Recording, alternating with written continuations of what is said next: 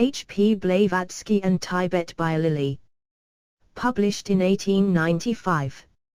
Mademoiselle Helena Petrovna Haar was born at Ekateri, Oslo, in the south of Russia, in 1831. She is described as being what is called mediumistic from her earliest youth. She was more in the company of phantom hunchbacks and rusalkas, water sprites, than of flesh and blood playmates. Mr. Syed argues from this that the Mahatmas of Tibet put themselves in communication with the young girl from her very earliest childhood. But an alternative theory, of course, would be that the masters, Syed, Life of Madame Blavatsky, page 24, were never anything more than the spooks or spirit guides of a medium. On July 7, 1848, Mademoiselle Haar married General Blavatsky, a gentleman nearer 70 than 60. With a humor that developed early, she called her husband a plumeless raven. For 3 months they lived together, but not as husband and wife, and then she left him, Mr. Syed tells us. If we wish to study a given religion, say Islam, we must begin with a picture of the founder as he appeared to his disciples. We must study his biography, his teachings. We must examine the text of his Bible and see what the apologists have to say before we allow the critical school to cut in. From October, 1848, to May, 1857, comes a gap in the Russian lady's existence. During these years she is said to have visited Tibet and learned the secrets of the Mahatmas. Madame Blavatsky, after a course of occult study, carried on for 7 years in a Himalayan retreat, Madame Blavatsky, says Mr. Syed, see Occult World, page 24, returned to the world. A 7 years probation, B also tells us, is considered quite necessary before any secrets are divulged to the chela. Occult World, page 17. Madame Blavatsky confirms him here. In the journal called Light, August 9, 1884, she wrote thus, I will tell him, a correspondent, also that I have lived in different periods in Little Tibet and Great Tibet, and these combined periods form more than 7 years. But if this gap of 8 years is very important, it is a little unfortunate that the school of the apologists have not given us very clear details about it. She went to Egypt, Greece, and other parts of Eastern Europe. At Paris a famous mesmerist, still living as I write, says Mr. Syed, though an old man now, discovered her wonderful psychic gifts, and was very eager to retain her under his control as a sensitive. But the chains had not yet been forged that could make her a prisoner. And she quitted Paris precipitately to escape this influence. She went over to London and passed some time in company with an old Russian lady of her acquaintance, the Countess B., at Mivart's Hotel. The visit to Paris is dated, according to conjecture, at about a year after her leaving her husband's house, but she kept no diary, and at this distance of time can give no very connected story of her complicated wanderings, page 60. Mr. Syed more than once apologizes for his vagueness, but this is unfortunate, as it gives an opening to the critical school. She went to New Orleans and studied black magic with the Voodoos. In the year 1851 she was in Paris, page 62, but this is giving her very little time for her course of occult study carried on for 7 years in a Himalayan retreat. In the same year, Olcott, People from the Other World, page 320, she passed the summer at Daratski Chag, an Armenian place of summer resort in the plain of Mount Ararat. Her husband, being vice-governor of Erevar, had a bodyguard of 50 coward warriors, amongst whom one of the strongest and bravest, named Safar Ali Bek Tibet, was detailed as the lady's personal escort. In 1875 this cord, having died, came to her at Assis in America, but this little anecdote scarcely harmonizes with the statement made by Mr. Syed, that she fled from her husband for good and all in the month of October, 1848. And in a short time the dates given to us by Mr. Syatt begin to perplex us still more. It is recorded that in 1855 Madame Blavatsky went to India, and in the month of September, 185, she passed into Tibet for the first time, being smuggled in an appropriate disguise by a solitary shaman, her sole protector in those dreary wastes. It is added that she came out again, and left India a short time before the Indian Mutiny broke out in 1857. This makes at most 7 months instead of 7 years. For her trip to Tibet she started from Kashmir with the brothers N, and an ex-Lutheran minister, Mr. K. The brothers N were promptly sent back at the frontier, and the ex-Lutheran clergyman was arrested by fever, but not before he had witnessed a striking miracle.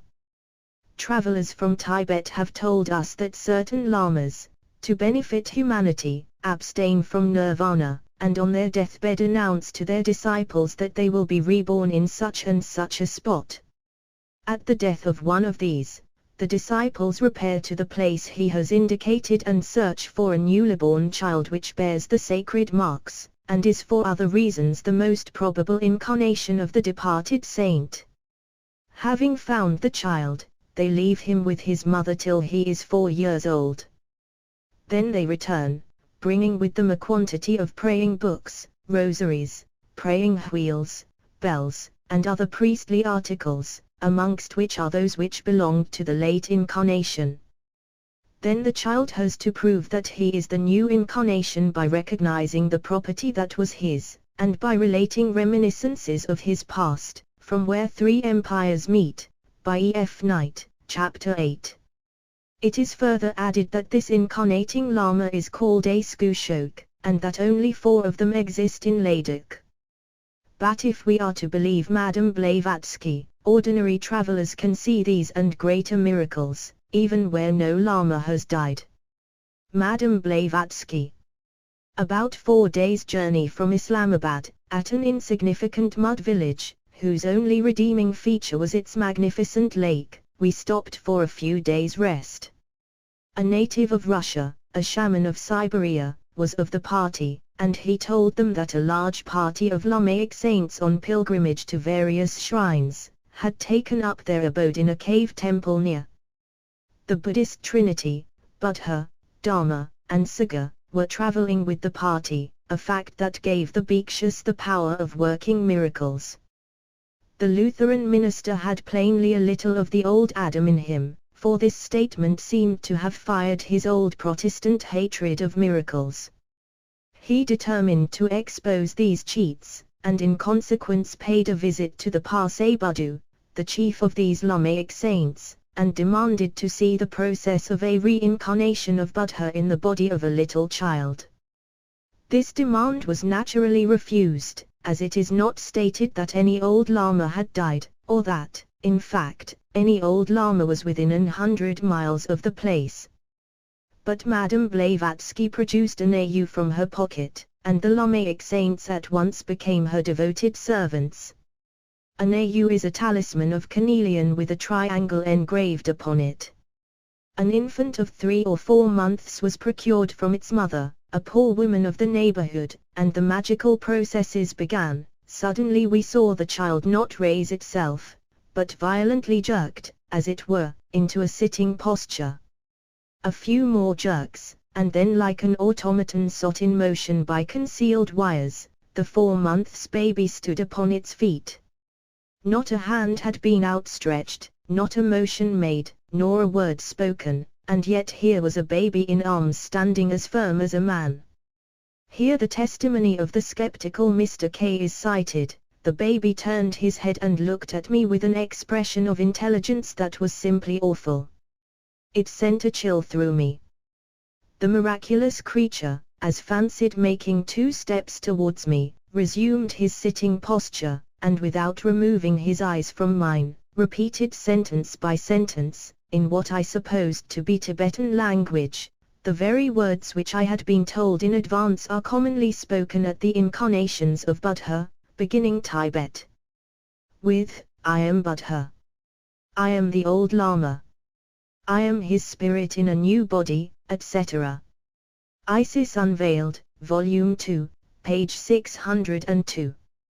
But if Mr. K knew no Tibetan language, how did he know that this is what the baby said? Also, to what old Lama was the infant alluding? Islamabad is in Kashmir, which is peopled chiefly by Hindus.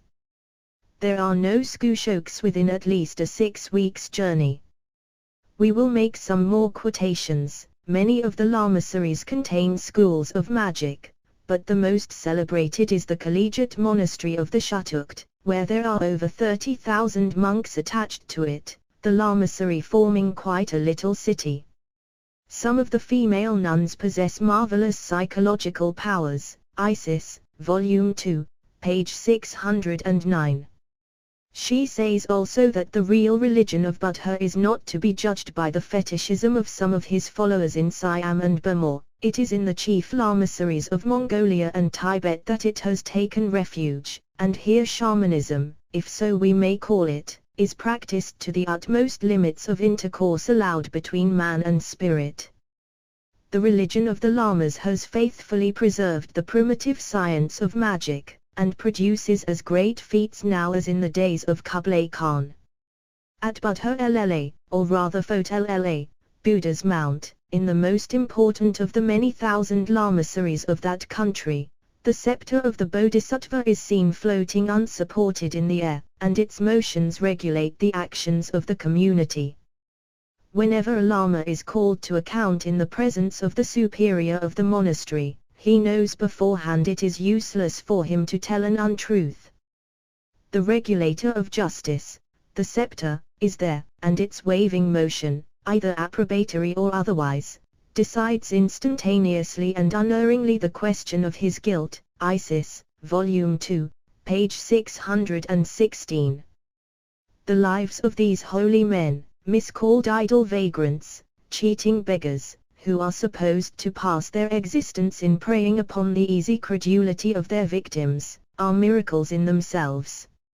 Miracles because they show what a determined will and a perfect purity of life and purpose are able to accomplish, and to what degree of preternatural asceticism a human body can be subjected, and yet live and reach a Madame Blavatsky ripe old age. At Bras Pungs, the Mongolian college, where over 300 magicians, summers, as the French missionaries call them, teach about twice as many pupils, from 12 to 20, the latter have many years to wait for their final initiation. Not 1 in 100 reaches the highest goal. Isis, Volume 2, page 617.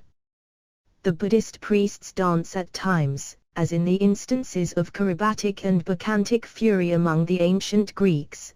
The spiritual crisis of the shaman exhibits itself in violent dances and wild gestures. Little by little the lookers-on feel the spirit of imitation aroused in them. Seized with an irresistible impulse, they dance and become in their turn ecstatics. Isis, Volume 2, page 625. Here is another marvel. If our scientists are unable to imitate the mummy embalming of the Egyptians, how much greater would be their surprise to see, as we have, dead bodies preserved by alchemical art, so that after the lapse of centuries they seem as though the individuals were sleeping. The complexions were as fresh, the skin as elastic, the eyes as natural and sparkling as though they were in the full flush of health. The bodies of certain very eminent personages are laid upon catafalques in rich mausoleums. We now come to more important matters, the cave libraries. Moreover, in all the large and wealthy lamaseries there are subterranean crypts and cave libraries cut in the rock wherever the Gopa and Dihahag are situated in the mountains. Beyond the western Tsadam, in the solitary passes of Kulu, there are several such hiding places. Along the ridge of Alti Toga, whose soil no European foot has ever trodden so far, there exists a certain hamlet, lost in a deep gorge. It is a small cluster of houses, a hamlet rather than a monastery, with a poor-looking temple in it, with one old lama, a hermit, living near to watch it. Pilgrims say that the subterranean galleries and halls under it contain a collection of books, the number of which, according to the accounts given, is too large to find room even in the British Museum. Secret Doctrine, Volume 1, page 25. But this is not the end of these wonders. It appears that the Brahmins and Buddhists are in league, page 28, to hide their genuine sacred literature from the Mlechas. This was the term applied by the ancient Aryans to the indigenous peoples that they tried to displace, and according to Madame Blavatsky, it is applied to Sanskrit professors and other intellectuals now. The Brahmins, in giving us the Rig Veda, the Upanishads, the Mahabharata, etc., have foisted upon us bits of rejected copies of some passages only, page 30. The large literature of Buddhism is a blind. It is given to conceal, not convey, the real teaching. The real books are hidden away. It is hinted that the Japanese followers of Lao Tse use the same places of concealment. The Japanese, among whom are now to be found the most learned of the priests and followers of Lao Tse, simply laugh at the blunders and hypotheses of European Chinese scholars, and tradition affirms that the commentaries to which our Western sinologues have access are not the real occult records, but intentional veils, and that the true commentaries, as well as almost all the texts, have long disappeared from the eyes of the profane. These occult libraries are well guarded, built deep in the bowels of the earth. The subterranean stores are secure, and as their entrances are concealed in such oases, there is little fear that anyone should discover them, even should several armies invade the sandy wastes where, not a pool, not a bush, not a house is seen, and the mountain range forms a rugged screen. Page 33. But there is another great name to be added to this vast fraternity of concealment. Our best available authorities tell us that Confucius was not a religious teacher at all, and certainly not a mystic. He was a politician and an atheist, and he has enmeshed China in a vast network of ceremonialism that binds her hand and foot. This is erroneous. He too seems to have his real doctrine concealed in some underground crypt, page 25, in some of these immense libraries reclaimed from the sand, the secret crypts of libraries belonging to the occult fraternity, page 34. But fortunately these great secrets are to be complete secrets no longer. In one of these concealed crypts, which one, perhaps, she is not allowed to state, Madame Blavatsky was allowed to peruse the Book of Desire or Desa. It was an archaic manuscript, a collection of palm leaves made impermeable to water, fire, and air, by some specific, unknown process, page 1. It is written in a tongue absent from the nomenclature of languages and dialects with which philology is acquainted. It is needless to say that it antedates the Vedas, page 37. We will quote a few verses of this great book. The eternal parent wrapped in her ever-invisible robes lad slumbered once again for 7 eternities. Time was not, for it lay asleep in the infinite bosom of duration. Universal mind was not, for there was no Ahai to contain it. The 7 ways to bliss were not. The great causes of misery were not, for there was no one to produce and get ensnared by them.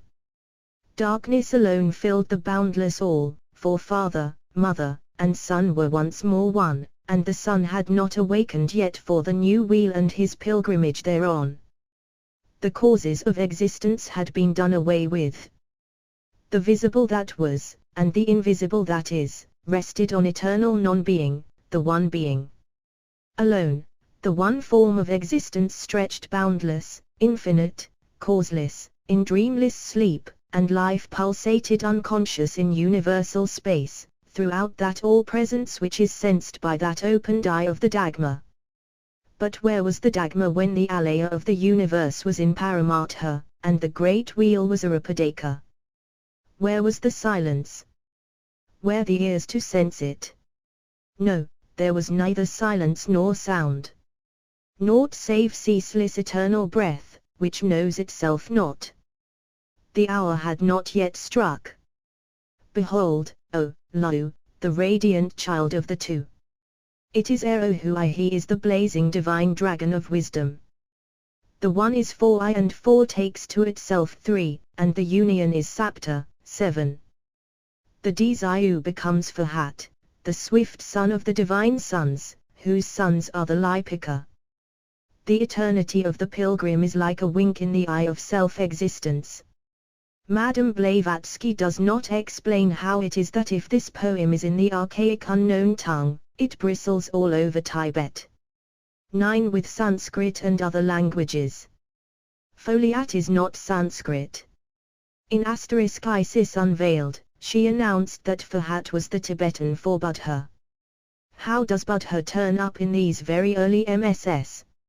I will give Bor Colebrook's translation of a celebrated passage in the Rig Veda, 1. There was then neither an entity nor entity, there was no atmosphere nor sky beyond it. What covered all? Where was the receptacle of each thing? Was it water, the deep abyss? 2. Death was not then, nor immortality, there was no distinction of day or night. That one breathed calmly, with Svadhyaya, nature, there was nothing different from it, that one, or beyond it. 3. Darkness there was, originally enveloped in darkness, this universe was undistinguishable water, the empty mass, which was concealed by a husk, or by nothingness, was produced singly by the power of austerity, or heat. 4. Desire first arose in it, which was the first germ of mind. This the wise, seeking in their heart, have discovered by the intellect to be the bond between an entity and entity. 5. The ray which shot across these things, was it from above, or was it below? There were productive energies and mighty powers, nature, Svadha, beneath, and energy, Prati, above. 6. Who knows, who here can declare whence has sprung, whence this creation? The gods are subsequent to its formation, who then knows from what it arose? From what source this creation arose, and whether any one created it or not? He who in the highest heaven is its ruler, Li knows, or he does not know. If the Book of Desire was first in the field, the Vedic author seems to have plagiarized from it. Already we are met with a puzzle. When Mr. Syed's narrative first appeared, the misbelievers pointed out that if Madame Blavatsky had only been 7 months in Tibet, they did not see how she could have gone through a 7 years training. To one of these, Madame Blavatsky, in a letter addressed to Light, July 27, 1889, thus replied, "Sir, it is perhaps hardly worthwhile to take up your space in exposing the careless and ignorant blundering of Colso, a singularly inappropriate signature, by the way, for one so reckless about his facts. But, for this once, I will make a statement that may put an end to the incessant carping over trifles that can serve but to needlessly embitter controversy. There is no such thing known to occultists as a 7 years initiation. The probations, which Colso confuses with initiation, can be lived out anywhere, and this Colso would have known if he had read Mr. Syed's paragraph with even ordinary care, since he says that any English gentleman can pass through it without observation. Colso's inexorable arithmetic is thus wasted trouble, and his careful calculations on Himalayan ranges are wholly beside the mark, since the 7 years initiation in one place is an absurdity, and a 7 years probation attached to the skirts of the masters is another. All this is a creation of his own imagination, and while I regret that my life does not fit into the framework made for it by him, and by other similar critics, the misfit is scarcely my fault. Bishop Colso's work would have fallen very flat if he had been as careless of his facts as the writer who now uses his name.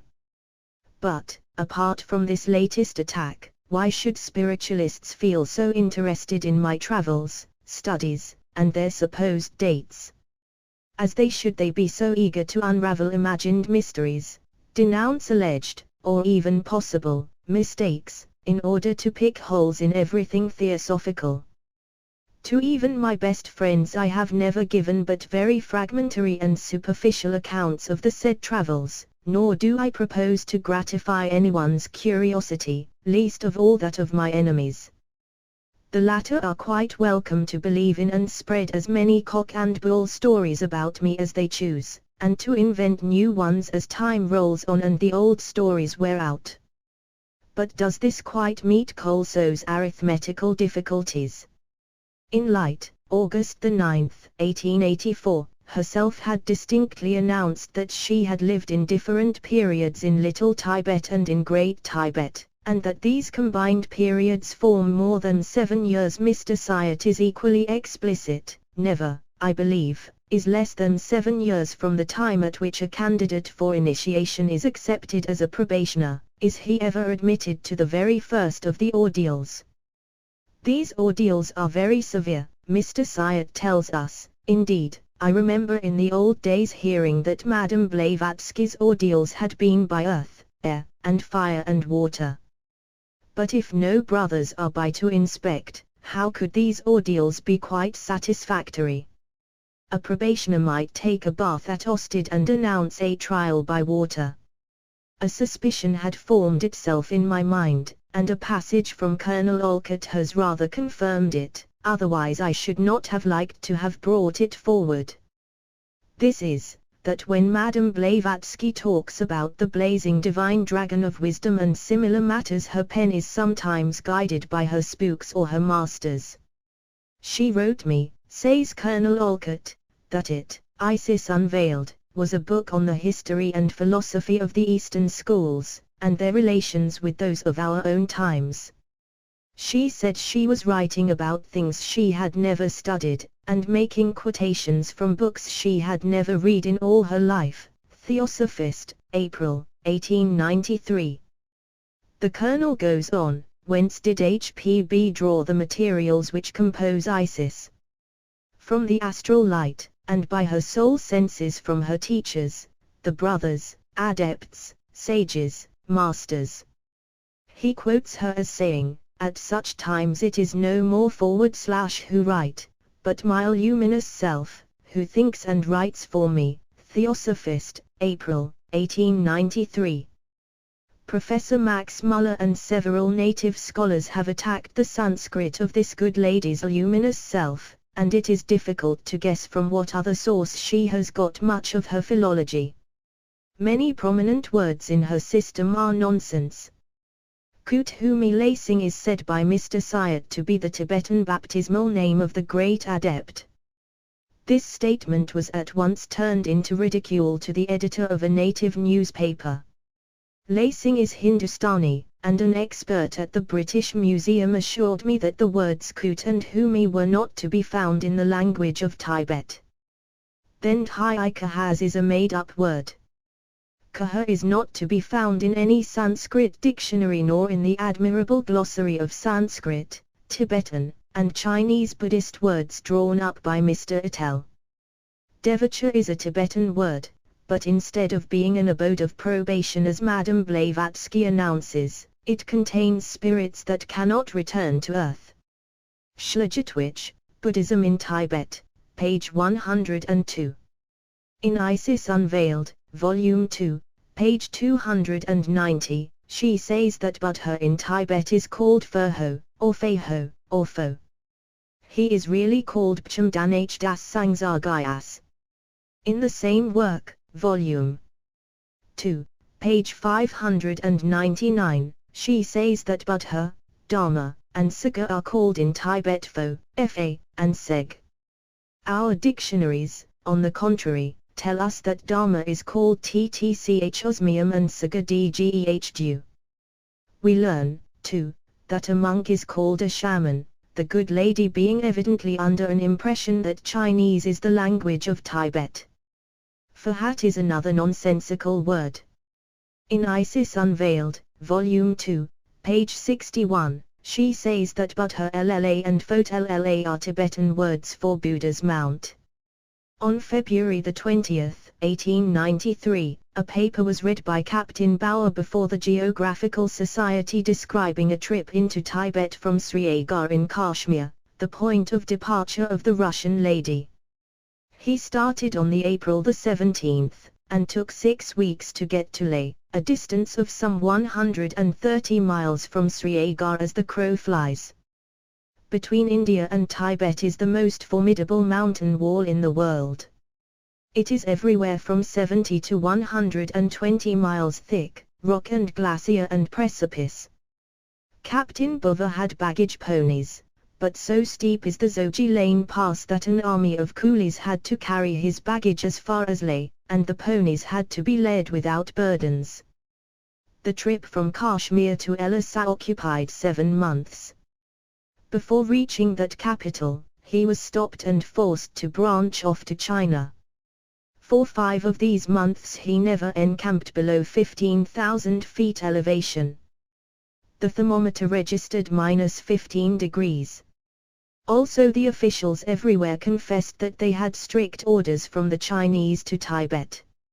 Murder all pilgrims who tried to enter Tibet from Hidusta. Nothing but the good English breech-loaders of Captain Bauer's little army saved him. China gets annually a profit of 8 million sterling for her brick tea, and she knows that the English could sell the same amount of tea at the quarter of the price. Thus, when we read that Madame Blavatsky was smuggled into Tibet in a suitable disguise, and that her sole protector in those dreary deserts, Isis, Volume 2, page 662, was a solitary shaman, we must ask if this means that she succeeded in traversing the formidable Ghats without baggage ponies, without tents, without an army of coolies, a store of food. It certainly does seem so on the surface, for she tells us that this shaman was a Russian subject, who had quite as much need of being smuggled in as the Russian lady. He wanted to work round to his home in Siberia. Isis Unveiled, Volume 2, page 599. Then Captain Bauer, starting in April, had the summer months before him, whereas Madame Blavatsky, starting in September, and returning to India just in time to leave that country shortly before the mutiny troubles began, must have travelled all the time in the middle of winter, when the Ghats are choked with ice and snow. And yet she tells us in a letter to Light, August 9, 1884, that she had penetrated further than any traveller had penetrated before. 1 or 2 other passages are noteworthy. In Isis Unveiled, Volume 2, page 609, is this statement: "We met a great many nuns travelling from Lhasa to Cardiff. They take refuge in caves or viharas prepared by their co-religionists at calculated distances." What would be thought of a modern traveller who announced that along the roads of Sussex he had met numbers of the veilers or prophetesses of woad, and that at the stone circles, where they stopped for the night, meat and the flesh of the boar sirima were doled out to them? Buddhist viharas and Buddhist nuns have disappeared from Hidusta quite as long as the priests of woad from England. Besides, as Mr. Spence Hardy tells us, there are no female recluses in Ceylon. Eastern Monarchism, page 61, but there is more beyond. In the sharp controversies that Madame Blavatsky's statements provoked in 1884, she was challenged to give at any rate the date of her trip, the name of the ship she went out in, or the name of some 3 or 4 Anglo-Indian officials that she had come across during her passage through India. Her reply, Light, August 9, 1884, was a refusal. As to the names of 3 or 4 English, or rather Anglo-Indians, who could certify to having seen me when I passed, I am afraid their vigilance would not be found at the height of their trustworthiness, and then she went on to say that she evaded the Anglo-Indian officials. This is all very well, but in steering clear of one difficulty have sometimes run into another. She says now that in 1856 she entered Tibet through Kashmir, not knowing that the Maharaja at that date allowed no Phirai in his dominions without a passport duly signed by an English official.